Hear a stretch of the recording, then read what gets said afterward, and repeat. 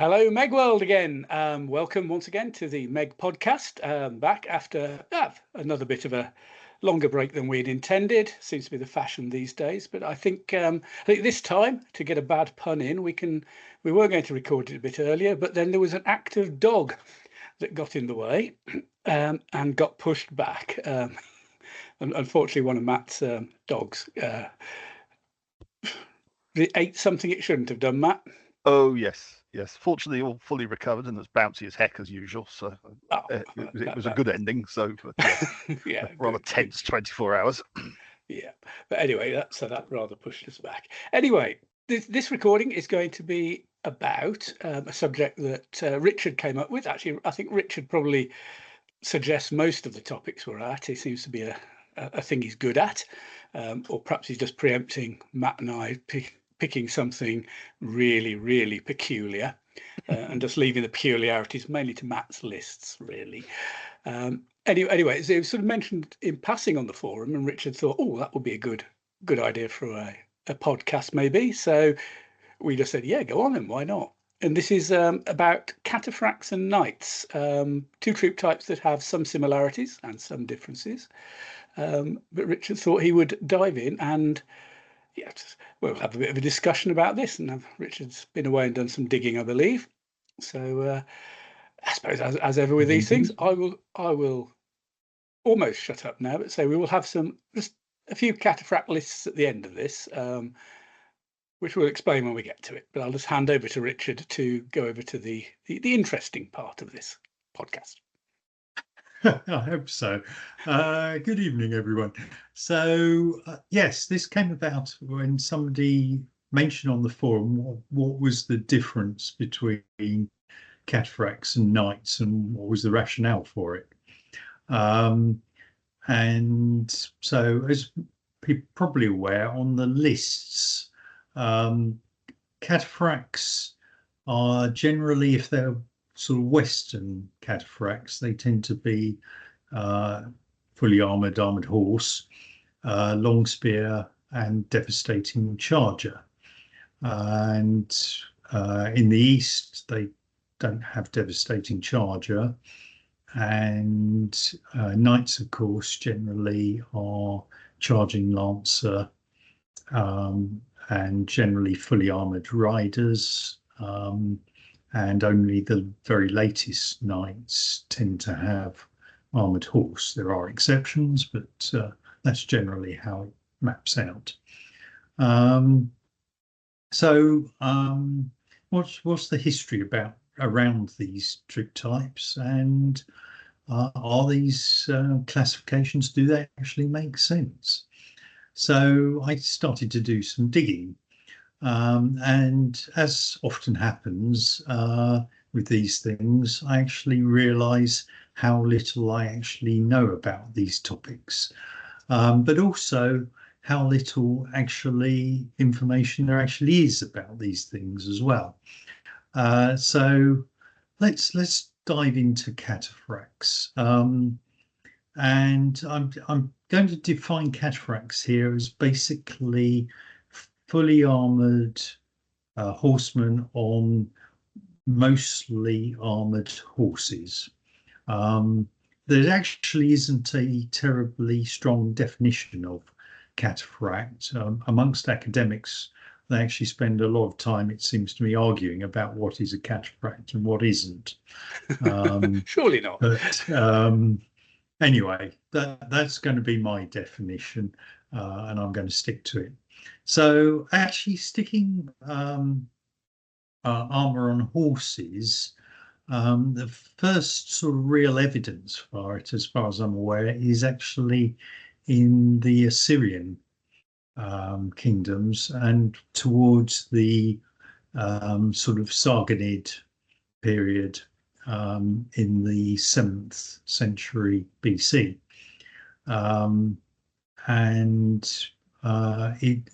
That's the first evidence. I don't think at this time you could really call them cataphracts. It's just a case that they seem to have partially armoured riders on partially armoured horses. But it does appear to be the first time that you get this combination. Adding armor onto chariot horses was actually nothing new. That actually seems to go back to at least the 13th and possibly earlier centuries BC.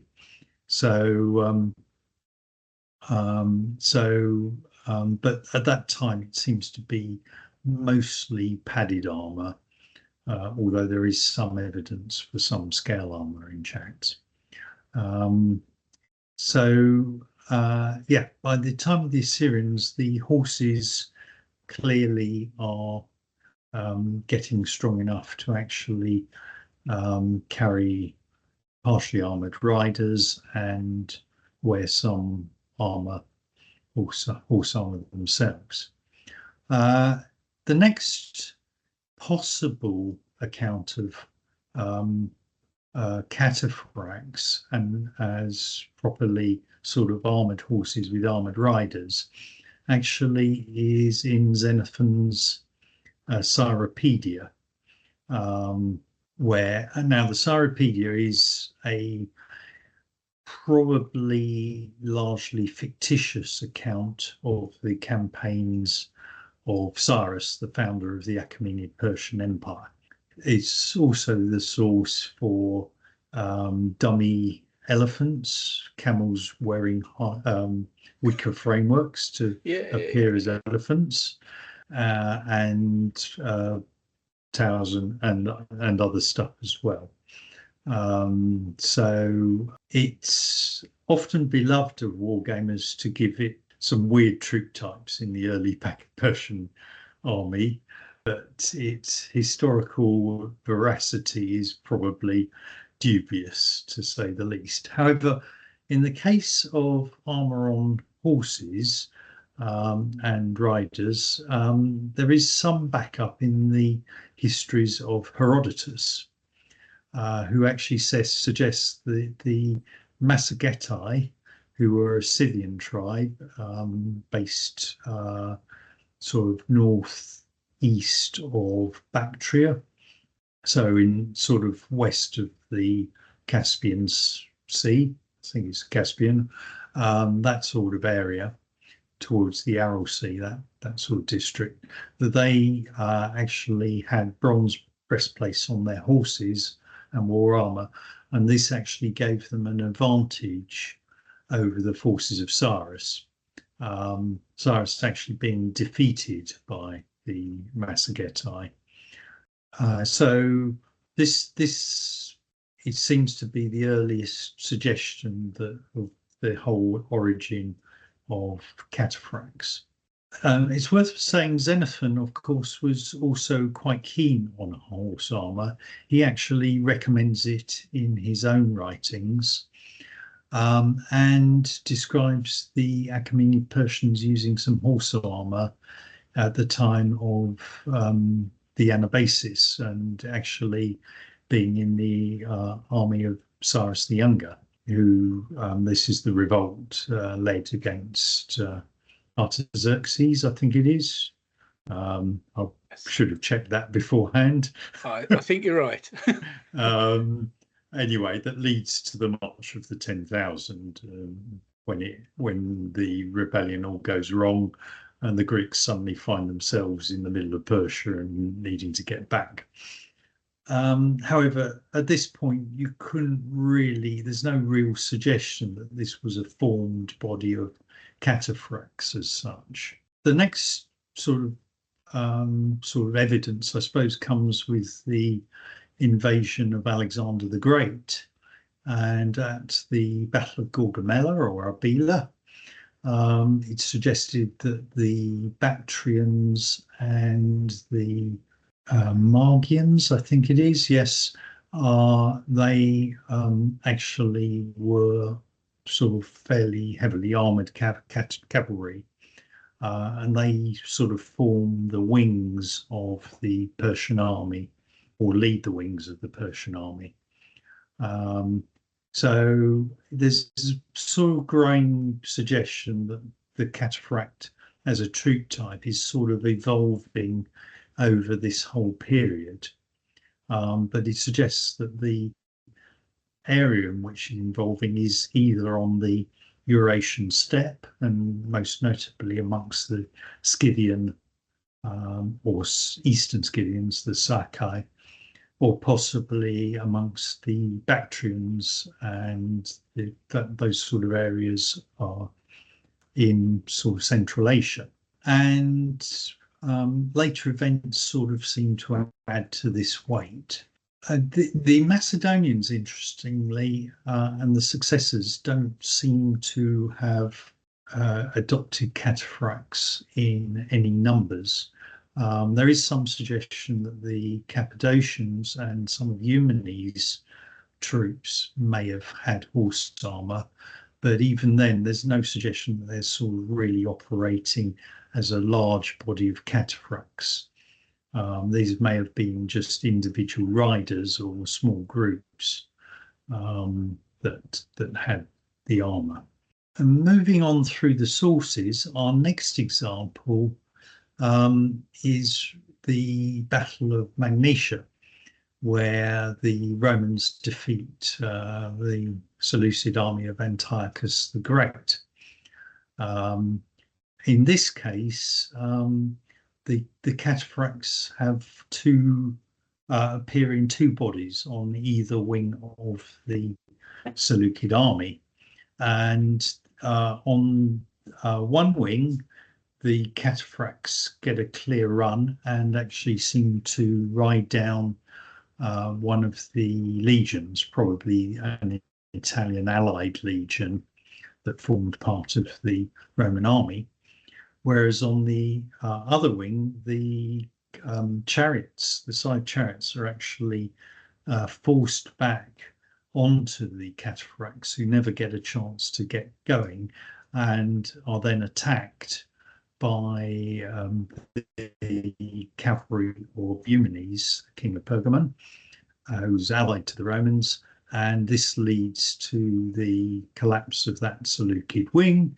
And while the Seleucid cataphracts are trying to engage the Roman camp and the Roman reserves, cavalry of Eumenes and the allied forces on that wing turn around and hit the flank of the Seleucid army, which ultimately then collapses and ends to the defeat of Antiochus.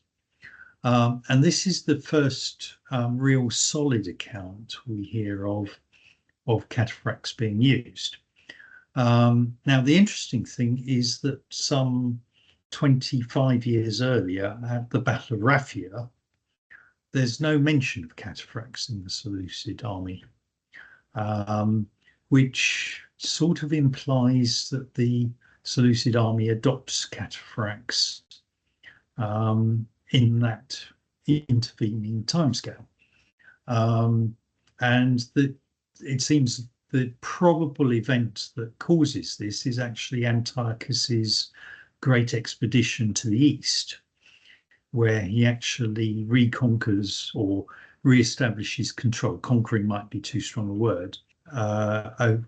Influence over the Parthians and Bactrians, and that seems to me that we know that Antiochus fought battles against certainly the Bactrians and received submission from the Parthians, and it seems reasonable that maybe the use of cataphracts perhaps by the Parthians, who were after all a Scythian tribe, maybe that was the influence that caused this reform.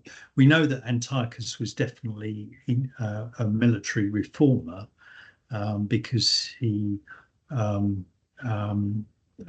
definitely seems to have introduced changes to the Seleucid army at this time. Anyway, so the cataphracts. Sorry, go on. Can I just jump in with a quick question for you at the moment, because you mentioned Magnesia. Just wondering what about the Battle of Panion? My very next thought. Because I mean, obviously that that's described by Polybius as. Anyway, I'll let you. If you let's get your next thing. Well, indeed, Onward. our accounts of Panium are somewhat limited, and we don't have a huge amount of detail. There is no specific mention of Catafracts of Panium, which is interesting because that's 19. I'm going to say 7 BC. I could be wrong. It's around that sort of. It's certainly after Antiochus gets back from his eastern expedition and it's before Magnesia. So it's indeed. It may be slightly earlier, maybe around 200, but it's around that sort of time. And this is actually a war between the Seleucid kingdom and the Ptolemaic kingdom, and actually re-establishes Seleucid influence in the southern Levant, which had been lost after Raphia. Anyway, maybe Catafracts were present and don't get a mention, or maybe the reforms actually came between Panium and Magnesia. There's, after all, about a 10-year period between the two battles. It may actually explain perhaps why the Romans at Magnesia were ridden down, because maybe they weren't aware of the Cataphracts, and this was a new troop type that they certainly wouldn't have encountered previously, and maybe weren't expecting to. It's a possibility. Anyway, be it as it may, the battle didn't turn out well for Antiochus, and interestingly, we don't see any sort of mass adoption, certainly not by the Romans, but they weren't particularly a cavalry nation.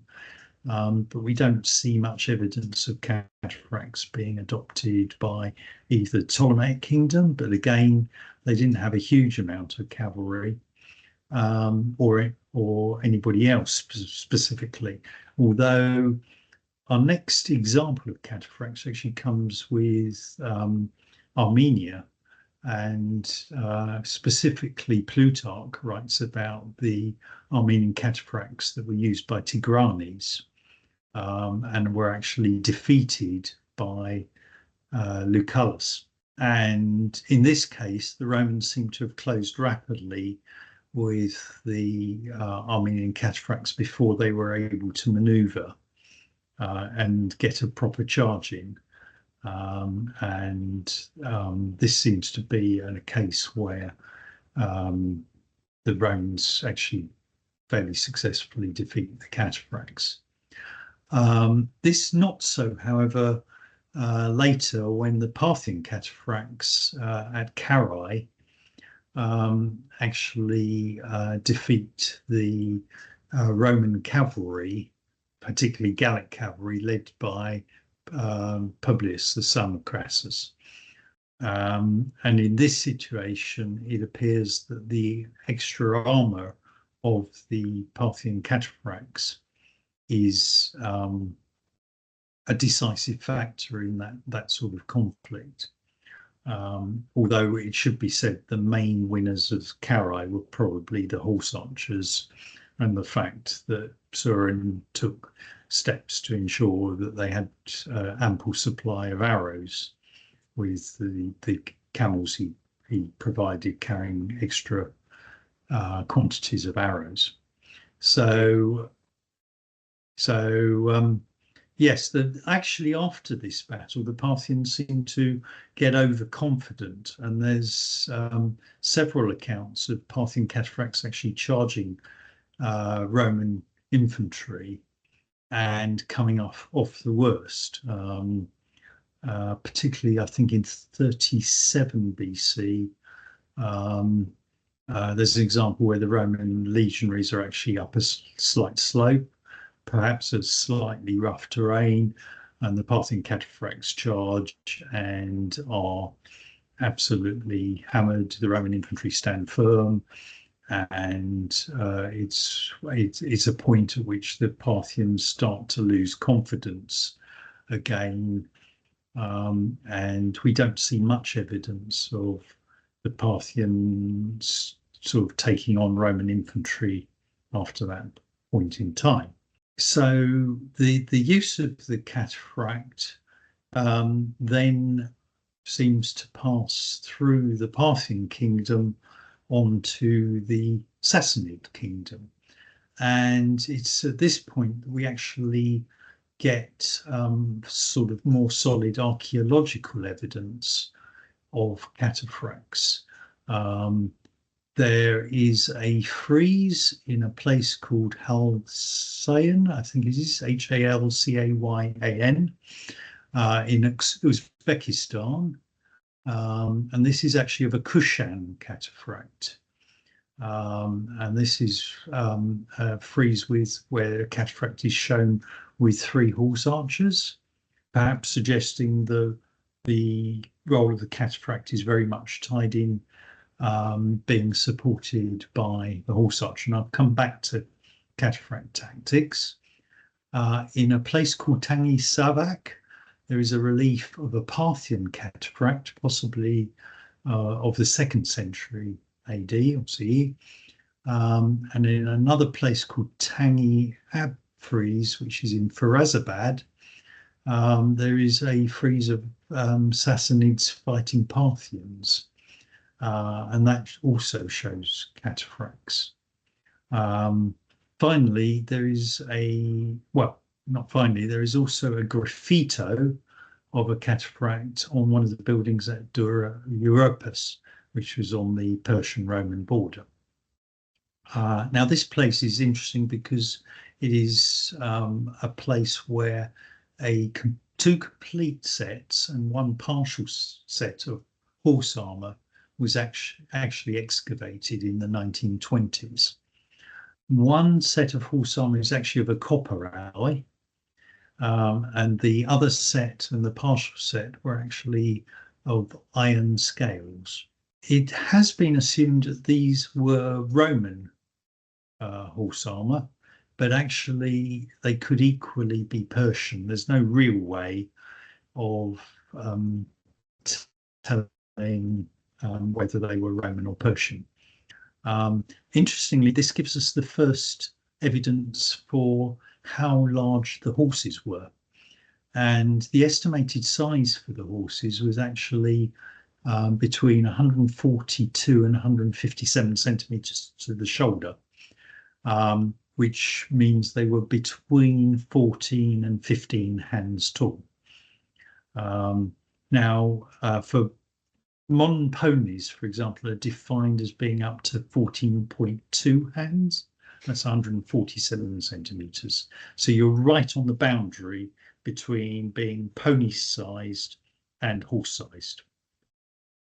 So these are not massive horses. And it sort of begs the question, with the carrying the armour and the rider being fully armoured as well, how did these things actually work?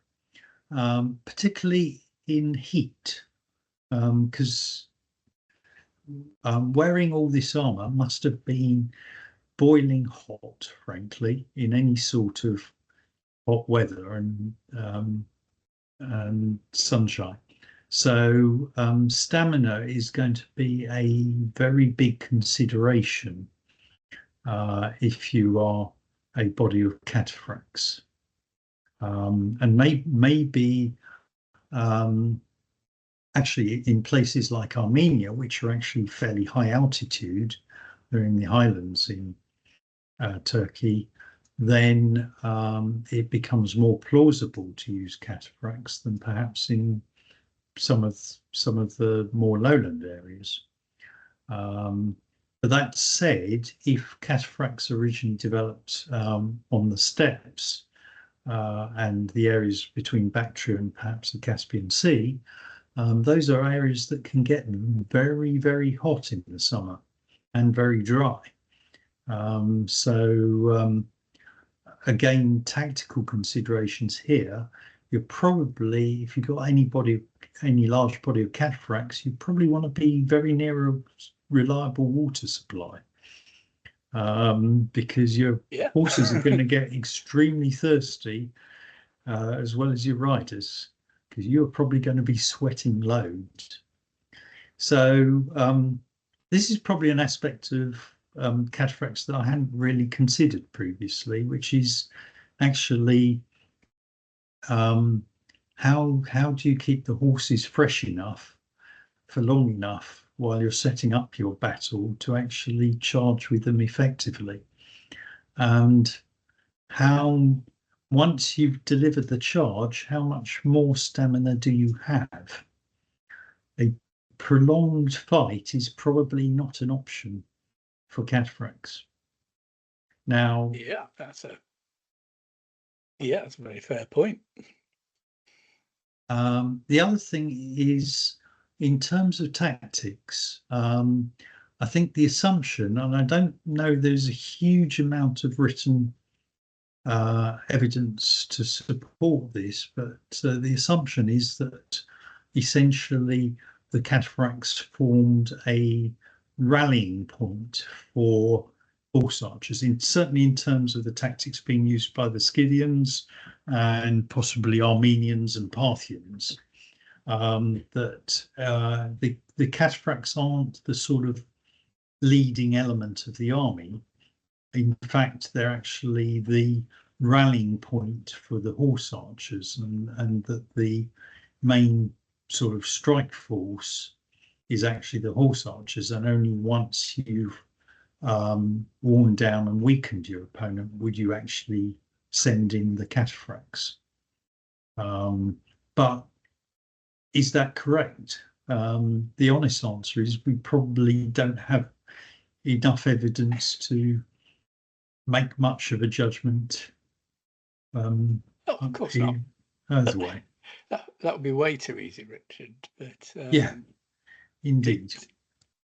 It provides some logic, though, doesn't it? You know, if you're saying, as you were just saying, cataphract it's a fully armored man on a pretty fully armored horse with all the weight and heat issues that could come up with.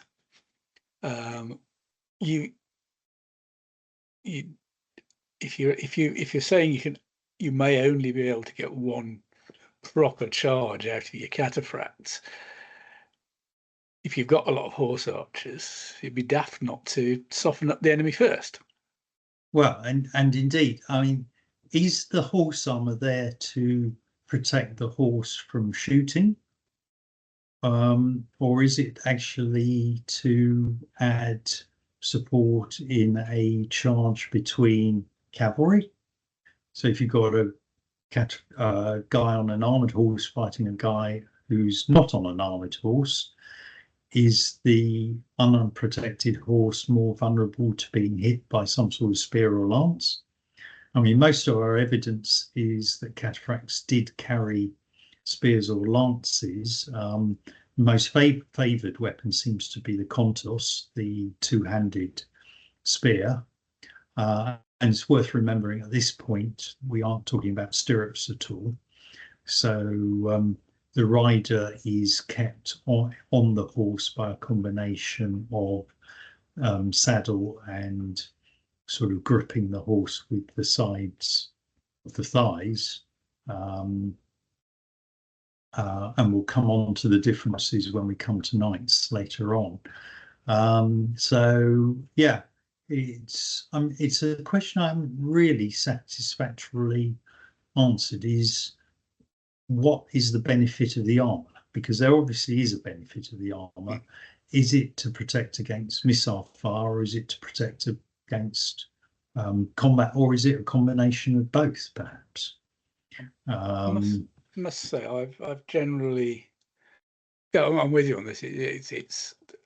I've never come across anything that could give you a definitive answer. But I think I've gone through the what appears to be logic of if this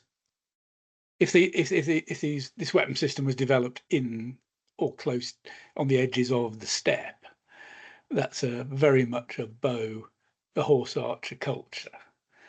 So that always feels to me to be a good driver. And how we've done it in MeG is armoured horses are protection against missiles. Yeah, and but full I- armor is the Yeah. protection in combat. Yes. Yeah, but I think it is a fair point to say, if you've got a body of horsemen on mainly armoured horses, one, they're going to have a certain amount of extra momentum and physical presence, and the visual aspect of it could be intimidating. And as you say, the horse armour to provide some protection in melee as well. So yeah, I think it's a good point. Yeah, I mean, the protection seems to be effective. The Romans actually, the recommendation is you actually attack the unprotected legs and thighs of the horses, rather than trying to hack away at the armor, which is interesting. As to the charge of the cataphracts, it does appear that steady infantry were certainly capable of facing down, is the way I'm going to put it, a charge of cataphracts. I mean, it's fairly well understood that horses generally will not charge into solid objects. And if you've got sort of 8 rows of infantry with solid shields who are prepared to stand their ground and hold their pilum or their spears steadily, then horses are not completely dumb animals, and will not plough through. Don't stand their ground and start to part, the horses will head for the gaps, and that's natural horse behavior. With cataphract horses, another thing I'm not clear on is whether the visibility of the horse was restricted by the armor, whether in effect the horse becomes blinkered and so is focused just on what is in front of it, which perhaps might make it more likely to keep on going forward, or whether the horse actually had wider vision. Certainly the vision of the rider does in some way seem to be restricted, perhaps not completely, but partially restricted. And certainly a common tactic recommended against fighting cataphracts is to try and outflank them, which probably makes sense anyway, because if you've got a whole load of armoured horses and armoured riders with spears, going up them frontally doesn't seem to make a huge amount of sense if you can avoid it, seems to me. But there you go. A lot of cavalry warfare would be about trying to outflank the opponent and then having reserves to rally back on so you didn't get outflanked. Seems to be pretty standard cavalry tactics anyway. So we covered the sort of Persian cataphracts, and I briefly mentioned the Kushans, I believe, but Kushans are the other big users of cataphracts. These again, they originated as the Yuezhi, which were a Scythian people who lived up in Fergana and the Tarim Basin around the 3rd, 2nd century BC. They came into contact with the Chinese. Interestingly, at this time, the Chinese do not appear to adopt cataphracts in any significant numbers. They seem to be aware of horse armor, but don't seem to be using it. And the Kushans actually arise out of the Yuezhi being defeated by the Xiongnu and ending up following, well, either pushing the Scythians who invade the Greco-Bactrian kingdoms and then down into India, and the Kushans themselves follow up and become successors to the Bactrian kingdoms, and later extend their influence into India as well. Perhaps not surprisingly, the use of cataphracts in India, there isn't much evidence for them apart from the Kushans and Indo-Scythians. Given the heat of India and the presence of elephants, which we all know, well, to me, a cataphract is a horse wrapped in a tin can, as far as an elephant is concerned. A slow-moving horse. Yes. So yes, probably not ideal territory for the cataphract. But yeah, the cataphract in China doesn't seem to appear until around 300 AD. And the origin of cataphracts in China appears to be with the Di, who were horse riding barbarians who lived in north and northwestern parts of China. And the only suggestion as to why cataphracts appear around this time that I've seen appears to be a suggestion that it's tied into the introduction of the stirrup. I've seen that in, I think it's David Graff's books. Yeah, Well, it's one of his books that it's certainly about the same. They appear at the same time, more or less. They do. However, I'm not entirely convinced that the two may be coincidental rather than being linked.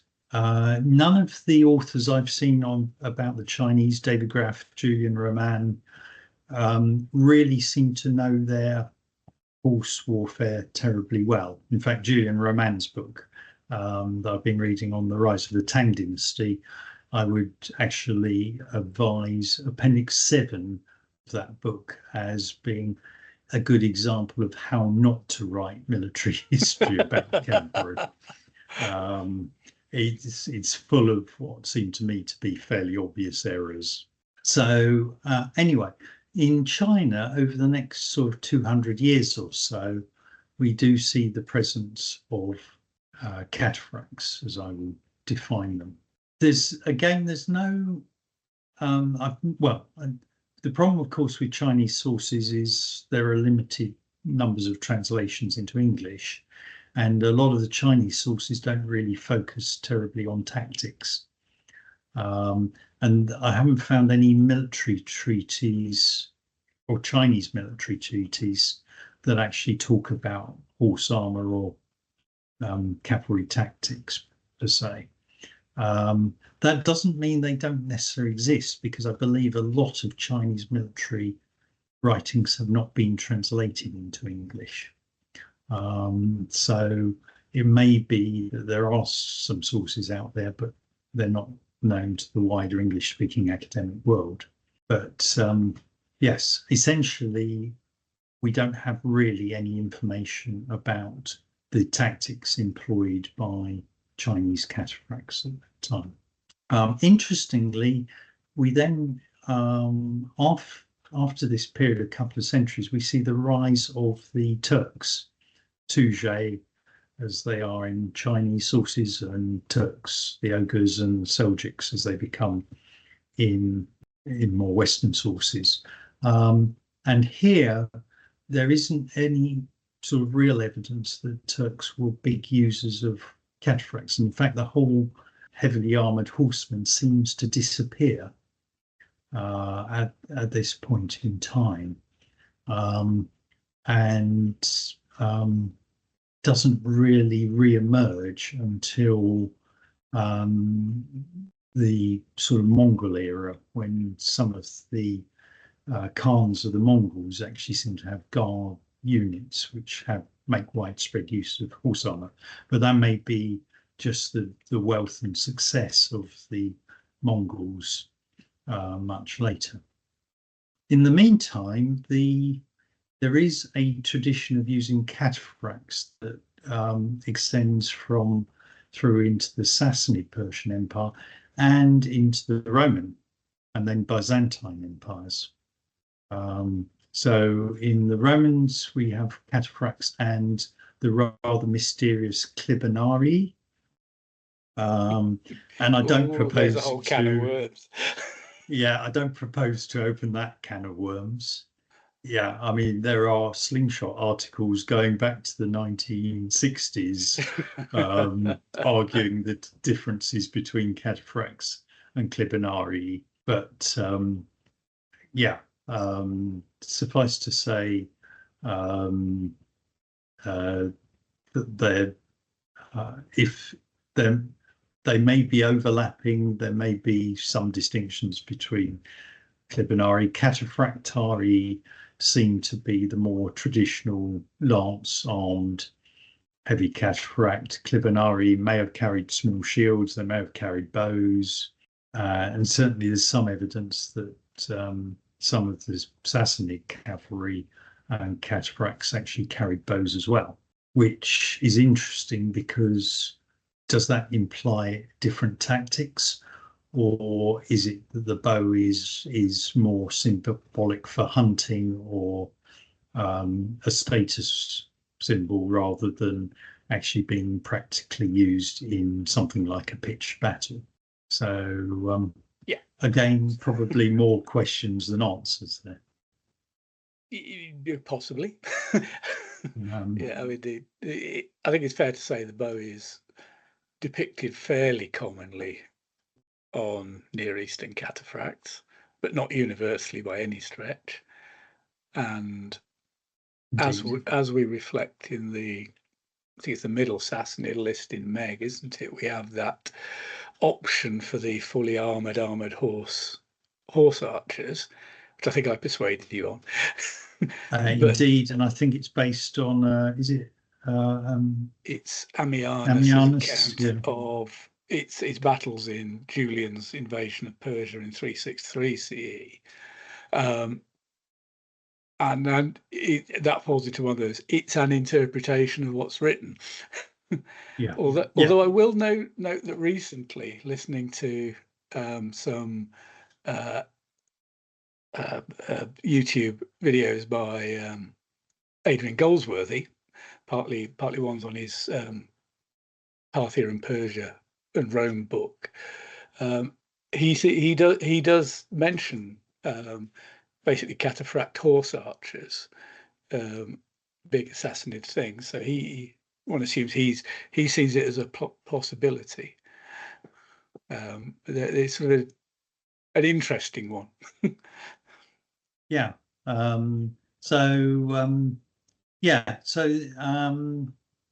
It's certainly a possibility and an option we've included. So in fact, it's worth probably mentioning that cataphracts do get mentioned by Al-Tabari, one of the main sources for Arab late Sassanid and Arab history.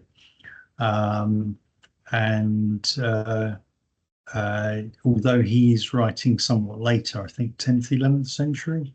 10th century in Baghdad. 10th century, yeah.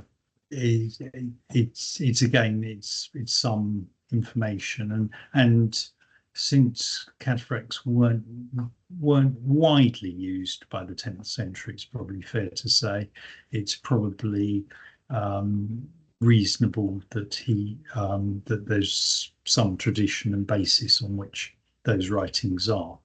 Other writings of Al-Tabari can be a bit anachronistic, as we've discussed in previous podcasts. Things like the use of naphtha bombs definitely appears to be anachronistic in some of the accounts of Al-Tabari.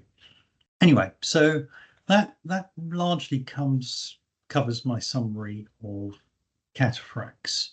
And I'm going to start actually probably not talking nearly as much detail as about knights, because I think there's a lot more information about knights and it's more widely known.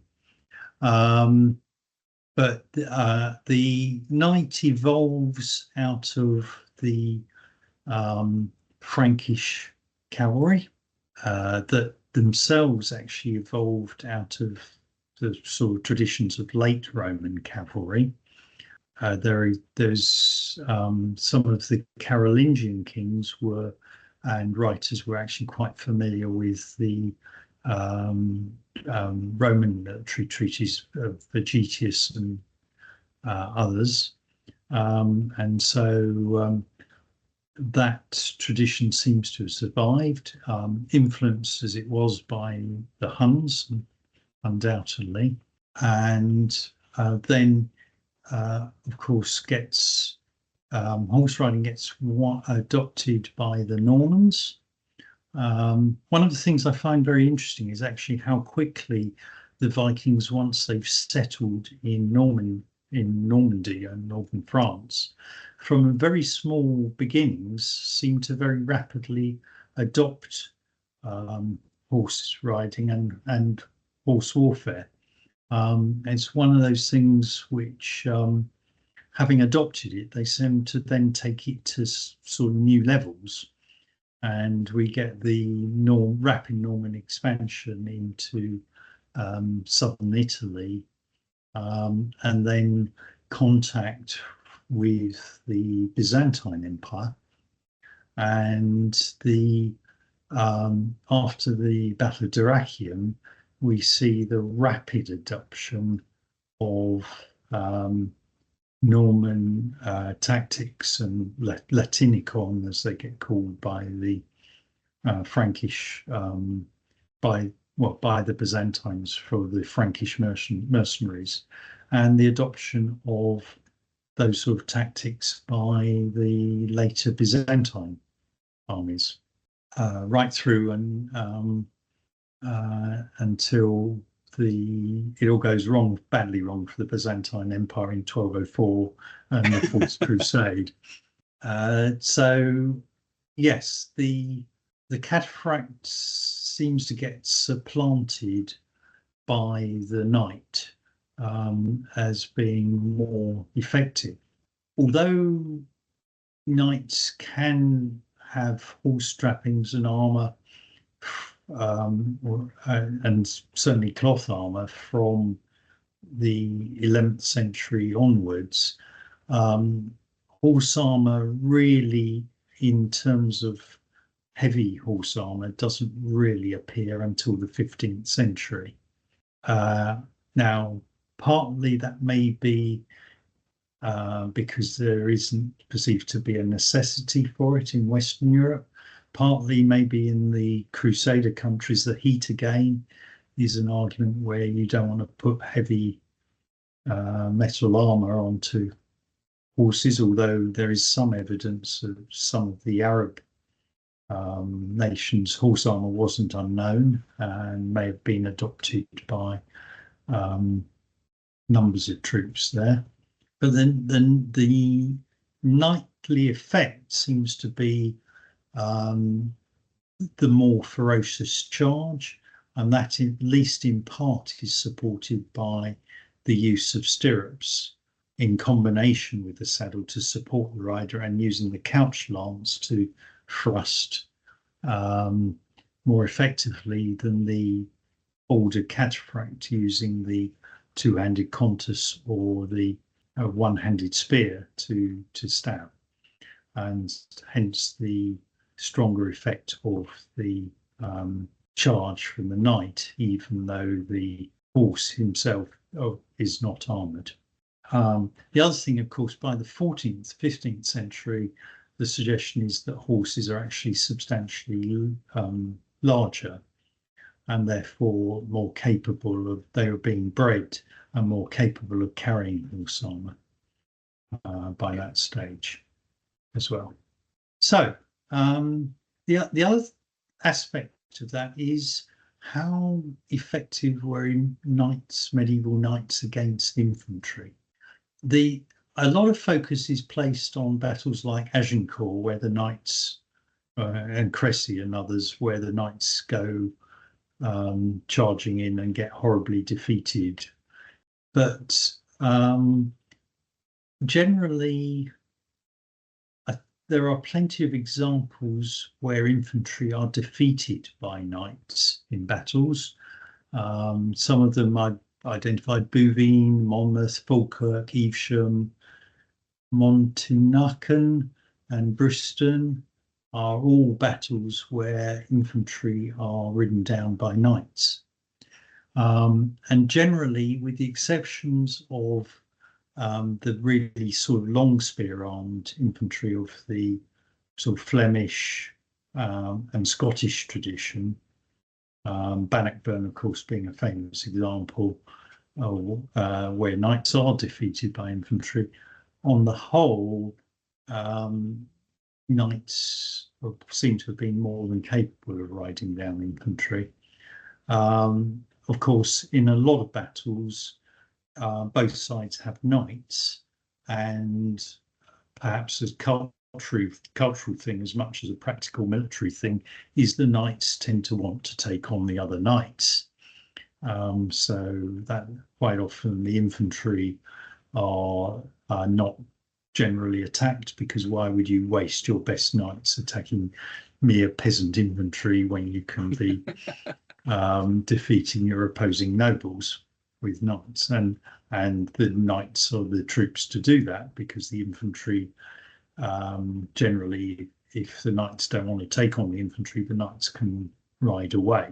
So sorry, can I just chip in on this one, because this please. This is something I've personally got a bit of interest in, just because I've wondered for a while basically whether Meg's getting it right, and so I've had a bit of dig around it, and actually Matt might have some thoughts from the more Eastern Europe part, given his interests. But I've had basically a very mixed picture. You do get knights sweeping away some infantry, but in other cases less so. I think if you look to, especially by the time you get into about the 11th century, the communal militias of the Italian cities are able to withstand knights, but not defeat them. I don't think it's a case. So which does complicate it, and then even if you look at something like Courtrai, which is possibly complicated by a bit of a stream in front of the lowland positions. I mean, battles are never as neat and tidy as we'd like them. Indeed. We've got a limited number, and every battle is unique. But even then, I think, if I remember rightly, part of the French army, I think it was the part commanded by the general, the Ligue CC, did break into the into the Low Country formation. So those those are infantry that had often held up as, they got long spears, close formation, they got the Godden Dogs and all this, as being pretty tough.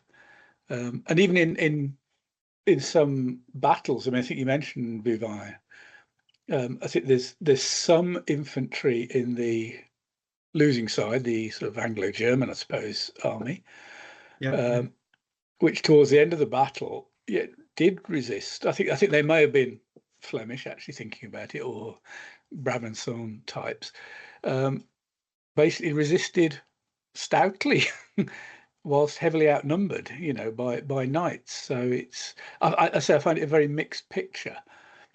It's certainly not clear cut, and I think we have to remember also that battlefields are not the flat plains generally that we like to depict on our war games tables, but also very true. Even a sort of bunch of shrubs or a tree and so on. If you are the cavalryman facing, say, some spearmen, that tree or bush might actually disrupt the formation of spearmen and be an opportunity for the cavalryman to ride in and start yielding some damage. The other thing with infantry is actually a whole bunch of cavalry horses riding towards you makes a hell of a sound, and is very scary. A good example is the reenactment of the Battle of Hastings, which they did down at Battle, where there were only about 30 cavalrymen, but actually the sound of them, you can feel the earth vibrate, and that's just 30. If you imagine a sort of 1,000 cataphracts or something heading towards you, the earth is going to be, and the sound of all that armor clanking and everything else, that is a really scary sight. And if the guy next to you starts running, yeah. What the hell do you do? So, because I mentioned Matt, I just wonder, because certainly from my point of view, Eastern Europe is a bit of a mystery, and I think it is for a lot of war gamers actually. There's some. Before I do that, I mean, I don't know if it's an anecdote that's true, but apparently when they filmed the film Waterloo and they used the Russian army, apparently the squares genuinely broke. Yes, the charge of the cavalry for the filming. There was no danger to the infantry, but they still managed to break and run away from the cavalry. So you got to wonder. In terms of Eastern Europe, though, one of my favourite comments to make about how effective German medieval knights of the period was the Battle of Aussig in God, now I'm going to embarrass myself. 1426. There you had German knights charge up a slope into a Tabor war wagon fortification. So it had already been set up by the Hussites. It was fully enclosed. The gates were closed. These knights broke through the war wagons, allowing the entire cavalry into the fortification, and were only stopped at the second line of Pavises by the Hussite infantry before that was the high water mark of the assault, and they eventually had to flee out of the camp because the Hussite cavalry got involved at that point. But that apparently was not well received by the Hussite high command. They weren't expecting that to happen, fairly obviously. But early on in the Hussite wars, the reason the war wagons came into place was because it was a peasant revolt, effectively. So there was very limited cavalry support, and the infantry couldn't stand in the open to knights. But what you see is, despite 70 years worth of warfare, their infantry never fought without their war wagons, even though by the end of it, they were one of the most effective close order infantry in Eastern Europe. I mean, there's mercenaries, you find them in the Hungarian army. And the same thing with the Hungarian heavy infantry. They never went out on their own. They were always heavily supported. So there's definitely an argument for knights being quite scary beasts. And slightly out of period, Tarnowski's Concilium Bellus, which is basically his war manual. He was a crown hetman of the Polish army. His war manual for fighting the Polish forces he makes it quite clear that Polish infantry, which were at the time were either a mix of crossbowmen and arquebusiers with pike or long spear with pavises. They actually had specific servants, a bit like the Hungarians, to carry the pavises. Relied on their shooting to stop cavalry. If the cavalry got through the shooting, the infantry were dead. The spears were of limited use. So again, you've got to wonder. It's a mixed bunch. Isn't that basically also partly what Arian's battle plan against the Alans was, Richard? Indeed. The missiles were a very important part of that, if I remember rightly. Yeah, I mean, the Arian places a lot of emphasis on having the supporting skirmish, what are classified as skirmishers under the old DBM, the Siloio support. And we sort of have, perhaps wrongly, as integral shooters in the MeG rules that they seem to be the ones that blunt the charge rather than anything else. Certainly, I think unless you have a very substantial spear, the sort of length of the Flemish or the Scots, I don't think a sort of ordinary typical spear is actually going to be sufficient of an obstacle to threaten the cavalry, particularly trained cavalry that are determined to launch a charge in. And I think there is this. The reason we see different examples with different results is because if the infantry will stand, then cavalry more often than not will probably veer away. If the infantry start to retreat and break formation, then quite frankly, the cavalry are going to have a field day. And we see that right from the chariot era onwards. I mean, a lot of the chariot tactics seem to be to try and break up the infantry through concentrated missile fire. And then that allows the chariots to pursue the broken infantry formation. But we don't see chariots, by and large, charging into infantry formations if they can retain their formation. So I think that is a fairly universal one. We see. Yeah. Mind there's the Parthian example, isn't it, from Antony's Mark Antony's invasion, where Parthians are shooting up some Romans who possibly are in testudo formation, but certainly in some sort of stitching behind their big shields.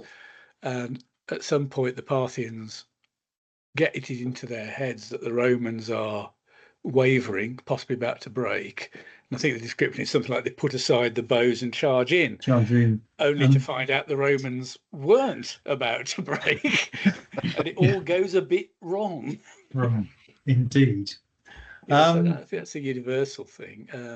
Just how you cause them to flinch, isn't it? Yeah. So I mean, so I suppose this begs the whole MeG classification, and I mean is the long spear classification for cataphracts reasonable compared to the charging lancer classification that we generally use for knights? I mean,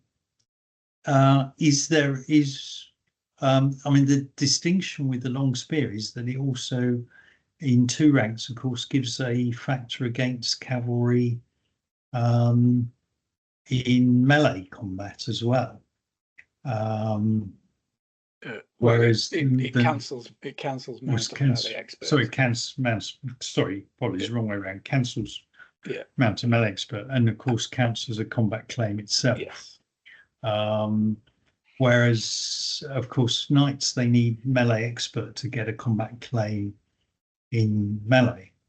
And is it actually reasonable that either should have the capability of sustaining a long melee against infantry, or should they really be breaking off if they're not successful? There are all sorts of ways it could be represented in the rules. Maybe rather than paying a card to break off, it ought to be pay a card to actually stay in melee. That almost harks back. Was it some of the older WRG ones? If a melee hadn't resolved after a certain amount of time, I think mounted had to break off, didn't they? WRG 5th or 6th or something like that, maybe even 7th. I really can't remember, but that's an interesting idea. I mean, the slamming, because the cavalry, as you say, have all the maneuver advantages.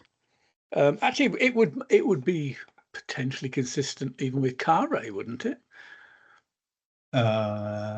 It's I mean it's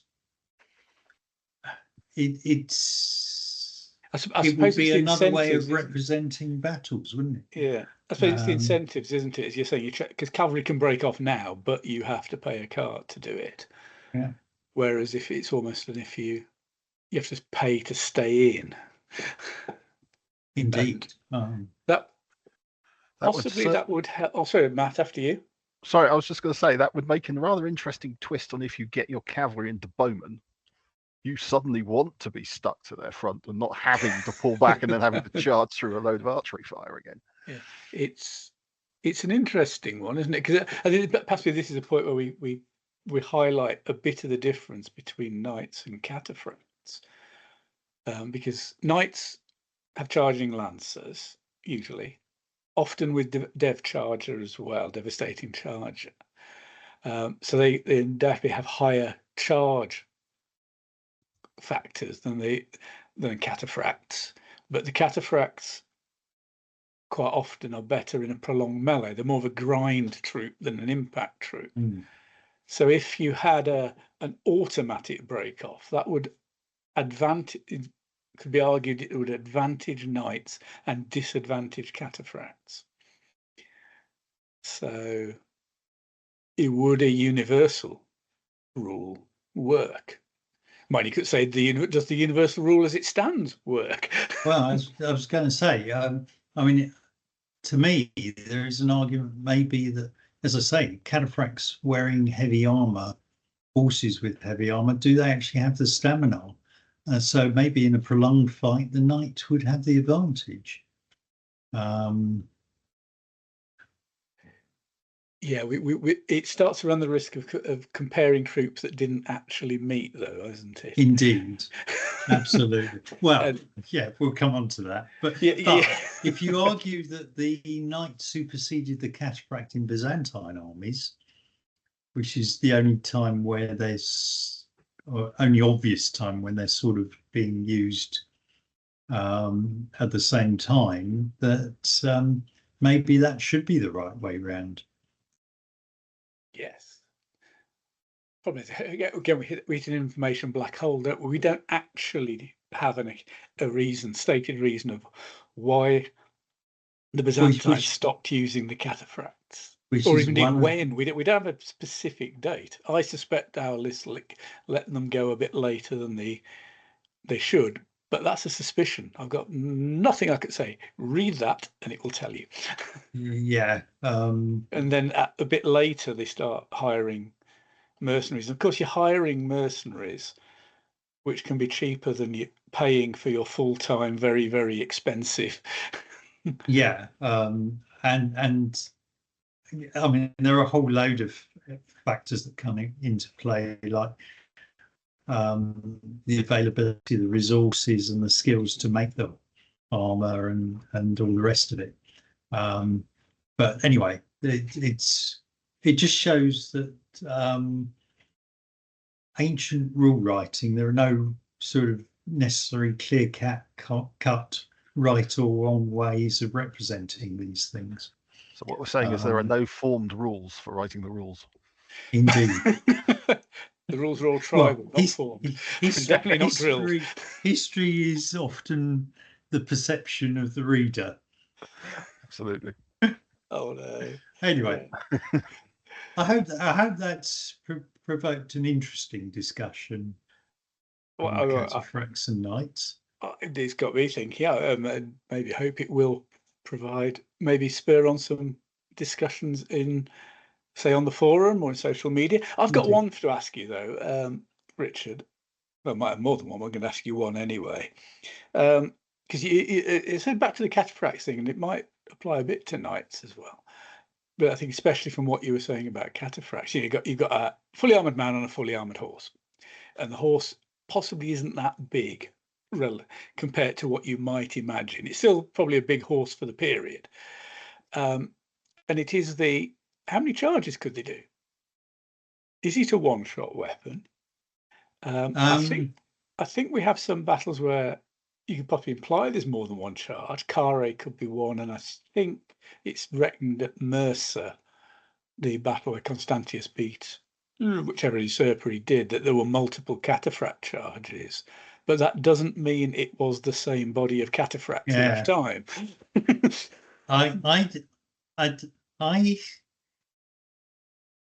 I'm not an expert in cavalry horse stamina, Absolutely. And I mean, one of the interesting things where I do know a bit about is the chariot horses and the Hittite training manuals. Yep. And the Hittites trained their horses to do 16 quarter-mile laps, basically. So they were doing 4 miles. Now, if you think about the Grand National, that is a race of about 4 miles. And by the end of that, the horses are pretty knackered, frankly. You have some tired horses at the end of that. So that there is a limit to the stamina of a horse, undoubtedly. And once it is blown, as I think the phrase is often referred to, it takes a long time for a horse to recover. And during that time, it is not going to be moving quickly. It's going to become a bit of a sitting duck target.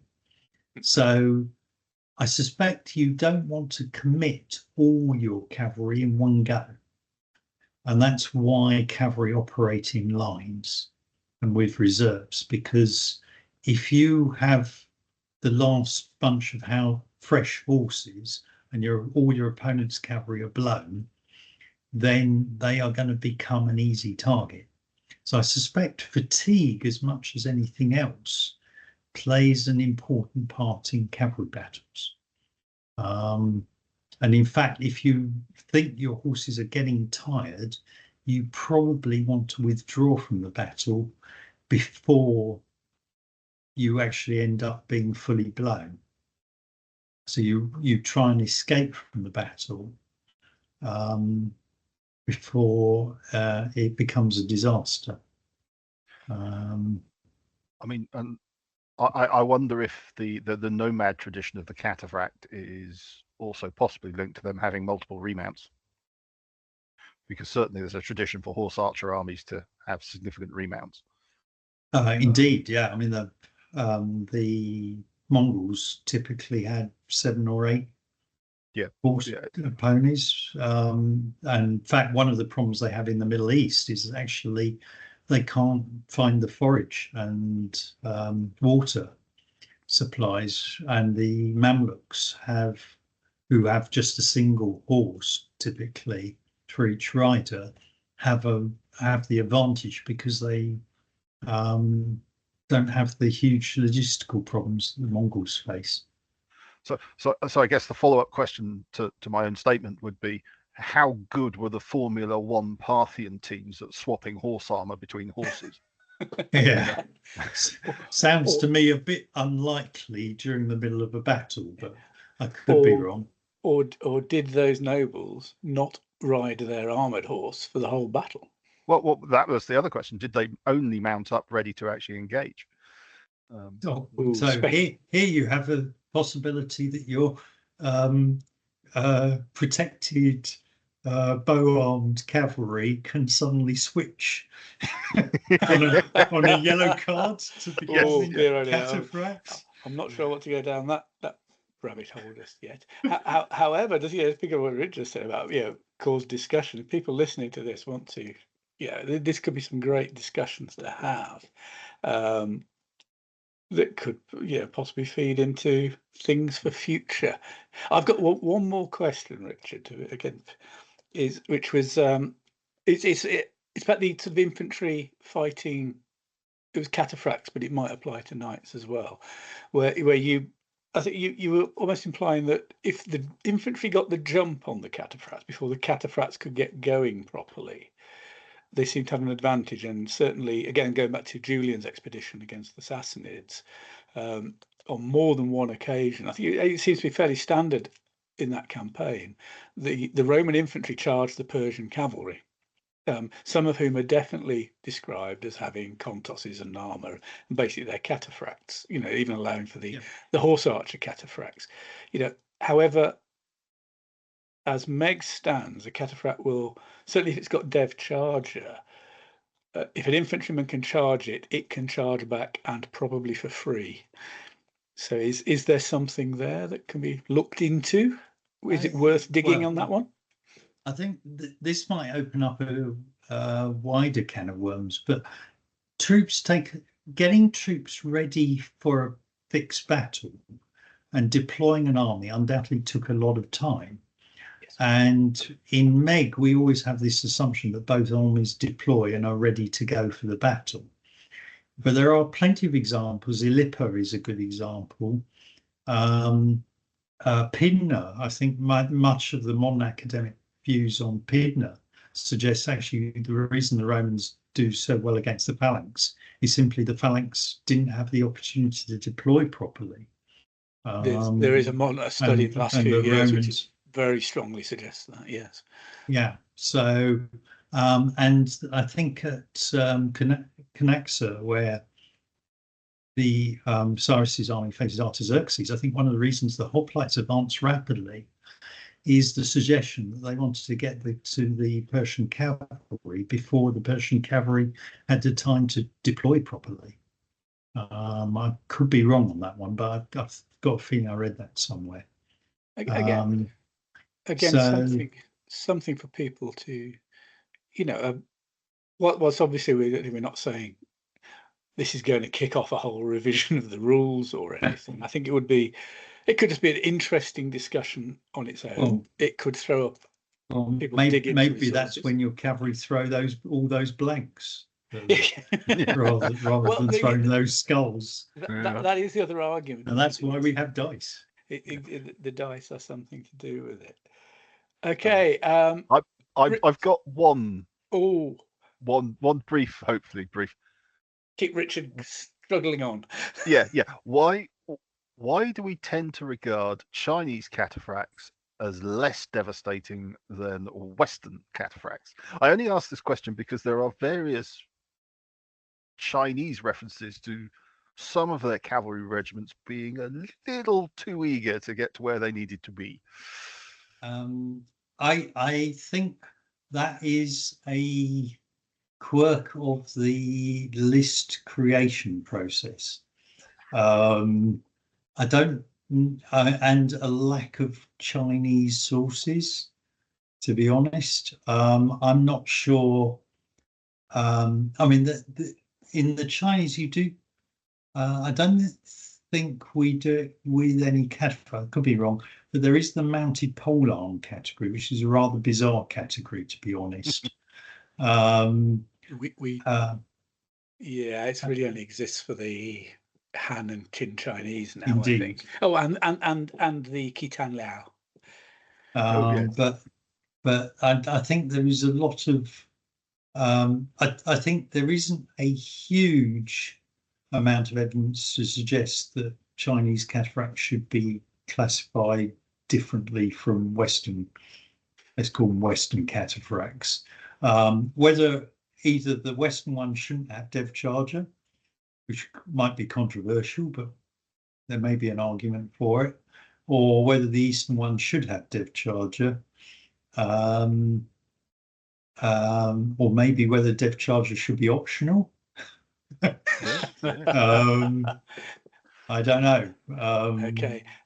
Again, listeners, have a scratch around your sources, have a think about it, maybe put some ideas out there, because those are, unlike, say, rules changes, that's list changes, which, whilst Richard is not going to rush into, let's just get that one in first, no. And suddenly change everything, suddenly, it may be something to be thought about, given due consideration. As Richard said, it could just be optionals, an all or none. Yeah, like back to the Sassanid cataphract horse archers. It's an interpretation. It's an all or none. You've got to plump for one. You can't mix and match. So yeah, I stress there are no plans for that at the moment. Yeah, so don't panic. but it could be a very interesting discussion as to why we've done that. I can't remember. I think do you think it's right? Do you think it's wrong? Chuck some ideas on a forum discussion. Let's have a laugh. Anyway, Richard, that's a lot of talking from you. Thank you very much as ever. That's been really interesting, actually, and again, like I say, hopefully it will prompt some discussions. They don't have to be massively long discussions, but they can be really interesting. But let's go on to just a few army lists that include cataphracts. We decided on cataphracts more than knights for this. Although I think Richard's managed to get both in because he's very clever. But we'll start with Matt. But I will just, before Matt does his list, I'll just say Matt and I have got a list for the same army, and this has been partly prompted by our good friend Robin Spence, who has been looking at this particular army. And also it's one that I personally think it's a bit of a bugger to get a decent list from.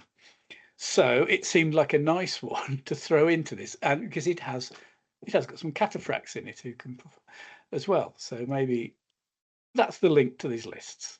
So maybe these lists are a bit gratuitous, but we like to have lists in these podcasts, and listeners do seem to like them, and maybe it'll just help people think about them.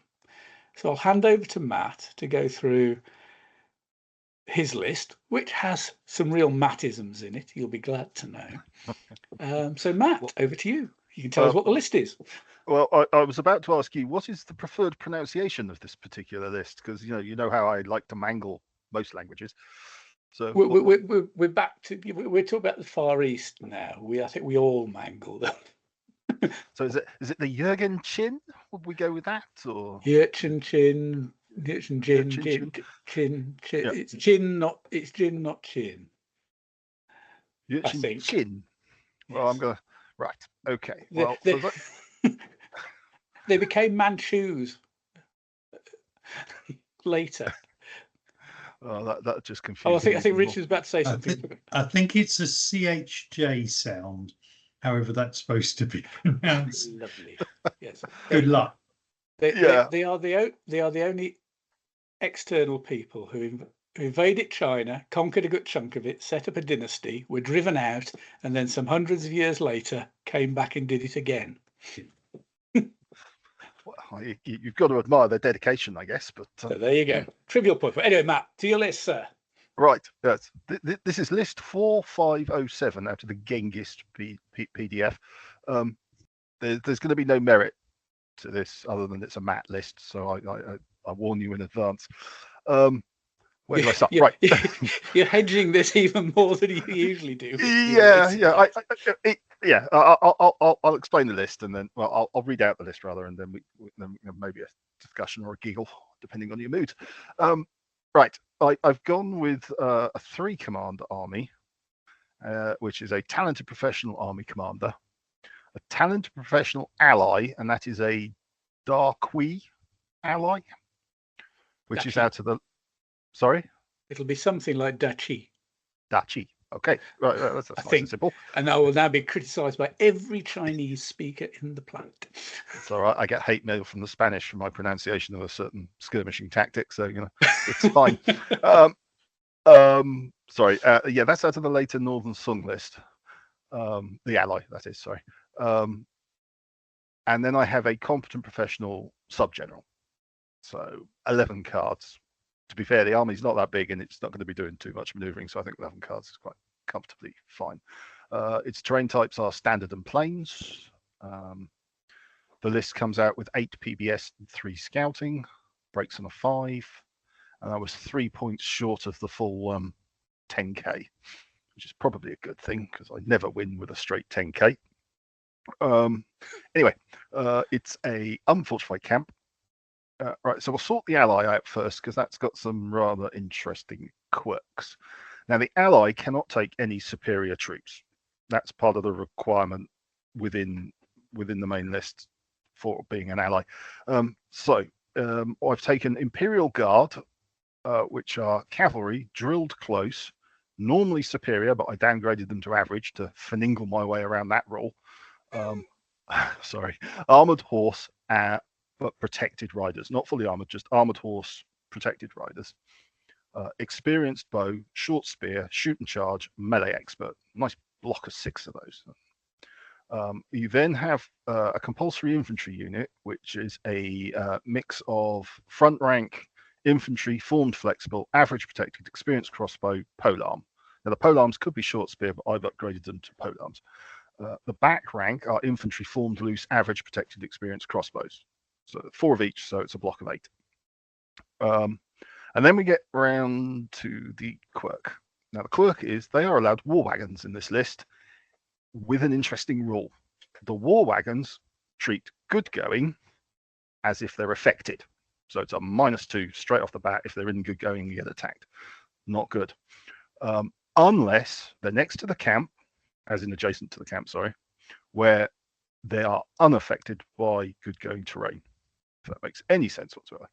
However, if they are in a village or a town, they count the village or the town as good going. Apparently, these have basically been described as very large wheelbarrows pushed ahead of a combat force. I have no idea what that would look like, but I'm desperate to model them. So there will be some research done, even if I never field the army.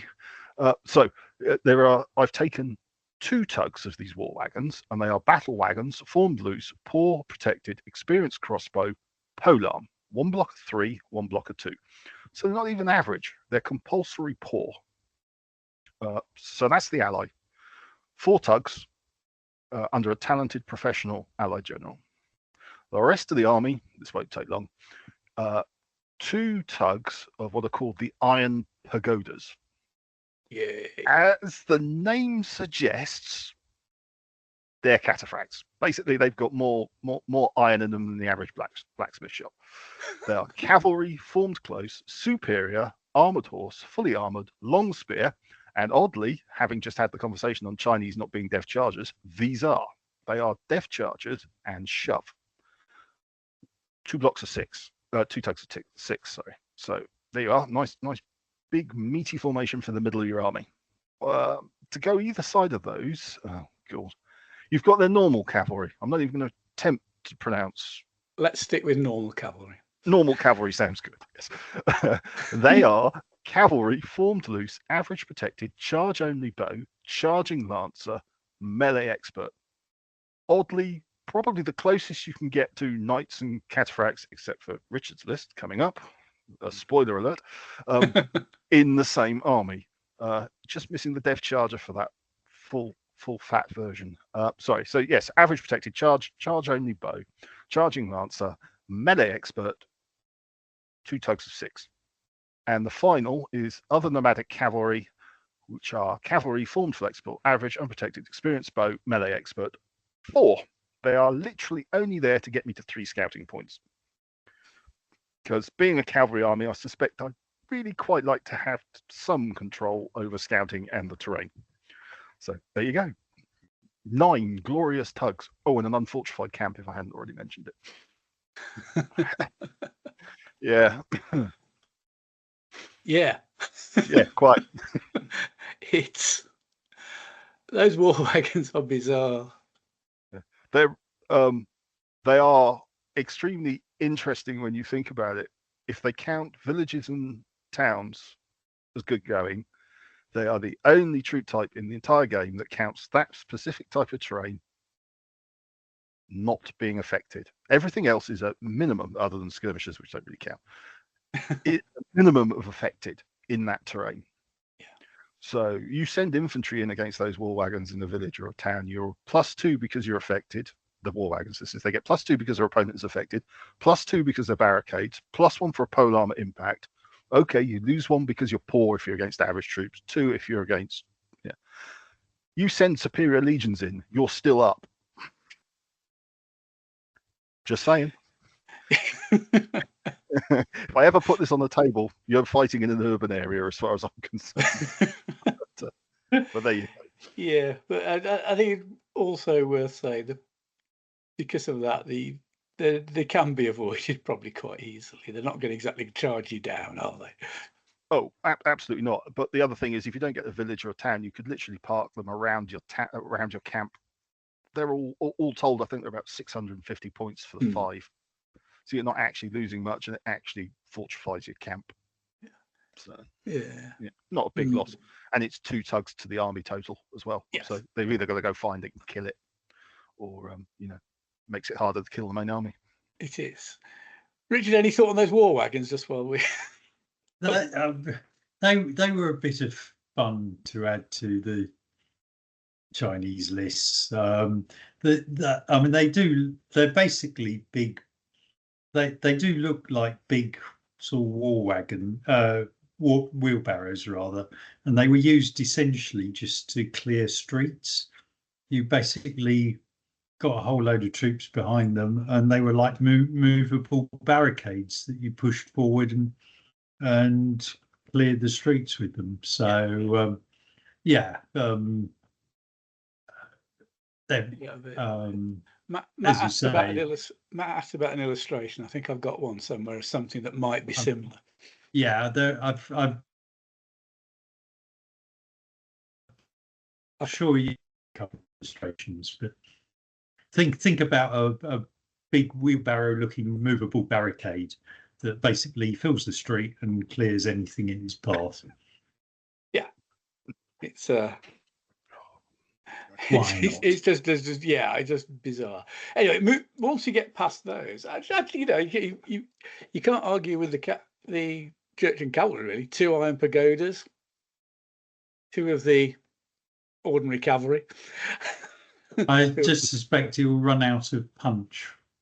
I mean, it's solid. It's solid, but if you can get enough facing its front and then work around its flanks, it's going to struggle. Yeah. Oh, it's one of those let's have a giggle armies, isn't it? But you know, they get in the right place. Iron pagodas and the Jin cavalry could knock a hole. You know, it's that old argument. Isn't it? If each of those kills a unit, you've killed 4 units. You know, armies you tend to break on 5 or 6. No, it's getting more 6s these days. So and I always think something like those war wagons can just confuse people, and they might just be distracted by them, or yeah, it's one of those. If you get one that lands in the middle of the table, it just wrecks somebody's day because they can't push them out very effectively, and it means you can mass all your army on one side and leave them trying to get round this nasty piece of them. If you can get the town in the right place for you, the wrong place for the enemy, they are so good in there. As you say, you know, they can be up against superior legionaries. You know, for an army that's cavalry can sometimes suffer by having a bit of terrain in the middle of the table. That suddenly becomes, it's mine, as long as it's in your deployment area. Yes, because you might not be able to get them in otherwise, but you might. It's an interesting one. Well, the purpose was to get all 12 of the iron pagodas, because I mean, yes. Should we move on to mine? Because I haven't gone for all 12 of the iron pagodas. But I've gone for a different approach, was to try and get a more possible. I was trying to get something maybe more balanced, but I'm not sure it's come out very balanced really in the end. Anyway, so mine's obviously the same army list as Matt's. I've also gone for a Dachi ally. I have gone with a mediocre professional army commander to get that nice discount now, and then 3 competent professional generals. One is an ally, one is a sub. One of the subs has to lead a specific contingent, and this is a Khitan contingent. So the army is made up of just 1 unit of the iron pagodas, like Matt, 6 bases of the superior long spear, dev charger, shove. So mine is superior. 2 units of the Jin cavalry, charge only bow, charging lance, and melee expert. The other Jin units are 2 units of skirmishing horse archers, so cavalry skirmisher, average unprotected, experienced bow, Cantabrian combat shy, 2 6s of those. And a unit of skirmishing archers, infantry skirmisher, poor unprotected, unskilled bow, combat shy.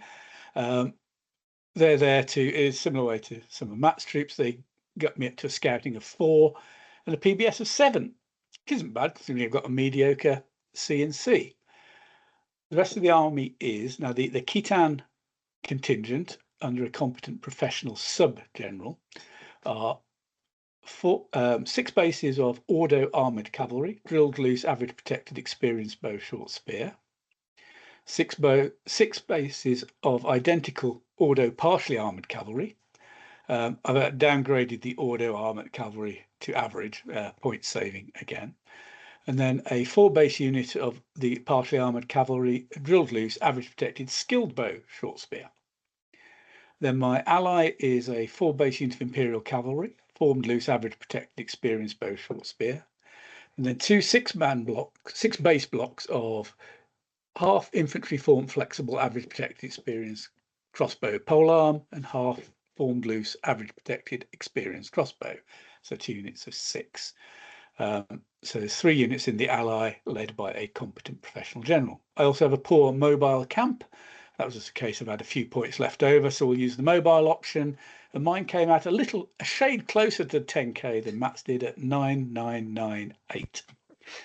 So this one is possibly going to dance around more than Matt's. Matt's is more direct. I've still only got the 11 cards, which is going to make the dancing very tight. But the Jin part and the Khitan unit are all both those subbies could command their 3 units each, 3 tugs each, and we could have the mediocre professional floating. And although the Khitans are a defined contingent, they could still have cards allocated to them because they are a sub-general. The skirmishing horse archers are likely to be tugged around rather than running around on their own, but it does add some skilled shooting on top of the Khitan small unit of skilled shooters. I've used 11 cards with the horse archer army before. It's tight, you have to be clever. The Khitans have the advantage of being drilled, so 3 units under a subby who could have a card thrown at him if he wanted. They're probably a little more flexible than might first appear, but it is going to be tight on cards. I think Richard's laughing at it. I can see his face now. I was going to say, I just love the way you had to get a mediocre army commander into the list as well. It wasn't the original plan, but it's the only way I could get it within 10k. So this wouldn't be a valid army in the 2024 list. No, it would not. It's a 2025 list, definitely. It has to be a 2025 list. But we are in 2025, so we are indeed. Yeah, it would take a lot of skill and some good fortune, I think, to do consistently well with this army. But yeah, it's. As I said, I think the Church and Chin list is one of those that it's really difficult to get an army you like out of. Yeah. So yes, Matt, sorry, after carry on, Richard. I've never quite figured out why some armies are that way and some aren't, but I would agree with you. I think this is one of those ones that, for whatever reason, just doesn't seem to quite click as a list. It's definitely that less than the sum of its parts. Sorry. So, yeah, Matt, any? I like it. It's got that. It's the one where you build a list and you've got one key unit actually moves slower than everything else in the army and can't get out the way. And I just wonder if those iron pagodas actually become a liability in that army. I like the rest of it. The construction's pretty, you've got 2 units to control the odd bit of terrain and, plenty of cavalry to hurt people with and a lot of shooting. So, no, I like it. Those pagodas, though, are just too nice to leave alone. I suspect that's why this list is so difficult, because everybody wants those. It's almost a list that if you don't take the iron pagodas, why would you have the list? Yes. I did start by wondering whether to go for the full 12 iron pagodas, downgrade them to average and give them the dismountable. Which reminds me, Richard, I think the army list possibly needs a tweak, because the description of the dismounted troops says they are superior, fully armored, two-handed cut and crush or something. It appears to be missing the quality. If you downgrade the quality mounted, I missed that probably one. should. Damn. Yeah, if downgrade them to average and then dismount them as superior. I'm not. What was the? I think there is an odd troop that does that. I don't think the Iron Pagodas are necessarily one that should. Okay. So I think maybe there's a list errata needed for that one. Yeah, so I did wonder about seeing whether I could cram those with the dismounts, because the dismount's quite fun.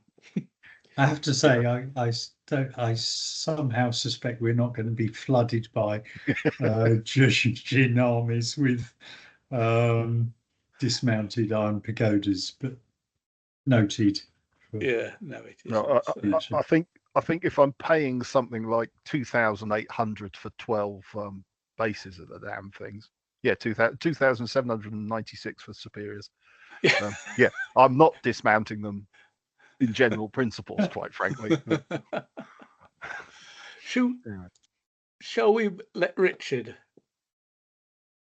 explain what in theory should be a more sensible army, but I'm not entirely convinced. I'm not sure it is. So I picked an army that has both Catafracts and Knights in, because it seemed appropriate to the theme.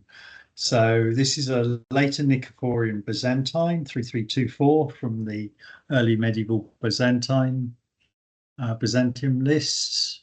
It has 3 commanders, all professional, a talented AC and 2 competent subs. So it's only got 10 cards, which might be an issue. So if Matt and I only 11, we've still got more cards than your list. I have 9 PBS and 5 scouting. Oh, he's showing off now. So there you go. Sadly, I only break on 4 tugs, which is another bit worrying. So the army has 6 Tagmata cavalry, drilled loose, superior, protected, charge only bow, charging lance, and melee expert. 6 Cataphractoi, cavalry, drilled close, superior, armored horse, fully armored, charge only bow, short spear, depth charger. 6 Thematic cavalry, form loose, average, protected, charge only bow, charging lancer. 6 second grade Thematic cavalry, form loose, average, protected, charging lancer. 6 Frankish mercenaries, who are form loose, superior, protected, charging lancer, depth charger, melee expert. And 6 who are form loose, average, protected, charging lancer, depth chargers. And horse archers, who are form flexible, average, unprotected, experienced bow. And added to that, 2 skirmishing Ugs, who are horse archers, skirmisher, average, unprotected, experienced bow, Cantabrian, combat shy. Along with having no camp, that gets you to 9986 points. So entirely mounted, which is why you can have the no camp. Good bit of punch, with a few horse archers attached. A short life and a merry one with that army, I suspect. Correct. I doubt it will be a killer army on the competition scene, but interesting as a exercise to construct an army with Catafracts and Knights. So it's around 1060. Were the Cataphractoi still going at that time? Possibly. They didn't last much longer. I suspect they went out by about 1020. But as I said earlier in the podcast, maybe that's a gut feeling more than anything. There isn't the detail in the information. No. I mean, you'd be looking at 10 years before Manzikert at this point, weren't you? So Indeed. you were in the middle of the sort of disruption of the old Byzantine Empire. It is, yeah. Matt, what's Yeah. your thoughts on this? Oh, sorry, Richard, cutting across you again. No, it's just it's the whole period where you've got the death of Isaac the Bulgar, Constantine taking over as emperor and being dominated by his uncle, I seem to remember. I could be wrong on that. Yeah, I think, yeah. Matt, your thoughts on this list? I'm sorry to say, I really like it. Oh, good grief. It's got a charm to it. I don't. No, I agree, Richard. It's probably not a competition-winning army, but it looks so much fun. I'm You're not actually going to looking die at. wondering. Oh no, absolutely. And I'm actually looking at it, going, well, if I went with a fortified camp, turn both subgenerals mediocre, I wonder if I can make that army commander a legendary. Yeah, I think I'm thinking the same as you. Would it beat the Jushin though? I think it would. I think It's got more direct. It's got slightly better direct punch to it, hasn't it? yeah. But I think you could charge that entire thing into the Qin army, and you're probably going to win just on sheer momentum. Because at some point you're going to outperform. Because what my army's only got 2 units of superior cavalry, the rest of it's average charging lancers. So and you've got what here 3 units of superiors. Yeah, stick a legendary in the front and just go for it. one of my questions on this list is wouldn't it be better going for the legendary? And I would possibly consider the fortified camp is cheaper than poor no camp. Yeah, which actually does lead to a question I think I hinted at when we discussed before we emails before we did this podcast is no camp still too expensive? You very rarely see it, and if you are defending, you get stuck with a poor mobile camp. You're not guaranteed to get it, which is why it's another reason for thinking should it have a legendary general to really try and get that invade, so you don't have the camp at all, because it is then so small that somebody can run something round to threaten your camp, and that's one of your 4 tugs to break. So I just wonder, is that something that needs to be considered? A points change again on no. We've dropped it once, as I recall, but you still don't see them. They're very, very infrequent. Or should no camp be no camp? In which case, you could say it might be it might have to go back up again for that. But if it's guaranteed no camp, that's quite a biggie. So. But that's away from the list. Sorry, back to the list. I tend to agree. It's incredibly. I mean, Philip Powell's used something similar. I used something similar, but not as good at Kent Clash last year with a later thematic, and okay, I just didn't do overly that well, but it got close to a couple of wins. It basically did better than I thought it would, even though it didn't do very well. And that's a sort of less effective version of this. Well, So, I mean, I've got Havoc coming up in May, which has to be a legendary commander, and they're 3-hour games. And so I was looking for something. I might actually tweak that and run this. Yeah, it's just that brutality. You have been warned. Yeah. It's out there now. It is. Yeah. Yeah. And yeah. Tell you what, if no camp was genuine no camp, you could run it with a mediocre CNC. Oh, you could. Well, not for Havoc, that's for sure. I do. Not for Havoc, no. But although I've always said with Havoc though that legendary commander does not necessarily mean he was good. he was just legendary. He was a legendarily incompetent. Yeah, that's a new definition, I must believe. Yes. Yeah. He's just that's more just like famous commanders. Great military idiots of our time. Infamous. There's a new category. Infamy, and all that. Maybe we should rename mediocre to infamous. Can't do up his own shoelaces. Okay, so there we are for the world. There's three. Okay, maybe slightly gratuitous list because they include Catafracts and Richard's got knights in as well. I think we've probably reached the end of this podcast now before we just degenerate into. We'll come up with a new version of one of these lists that will be even sillier than we've already created. But again, like I was saying about the Richard's descriptions of Catafracts, especially in knights, maybe something to think about. See, a challenge out there for people. Can you, from Matt and I and Robin, can you come up with a church and chin list that will excite the world? We asked it about the Black Army Hungarians some time ago, and some people have tried, and I don't think anybody's managed it yet. But we encourage people to keep on trying. These lists are probably still can be quite fun to play.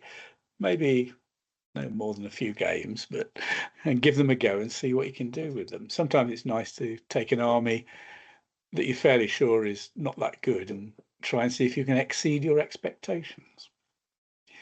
So, and I think maybe on that note, we shall wrap this up.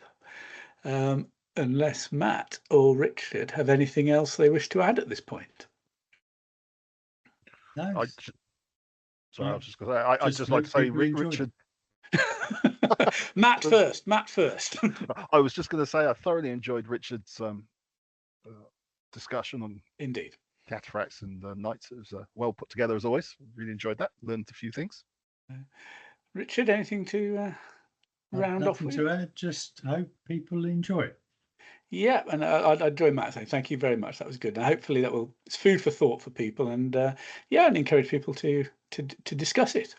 See what people can find that maybe we haven't covered, we don't know, or just a different view on things. So anyway, thanks to Matt and Richard again, and hopefully see people at some stage over the table, and we shall no doubt be back with another podcast at some point. Thank you. Good night all. Good day whenever you're listening. Good night.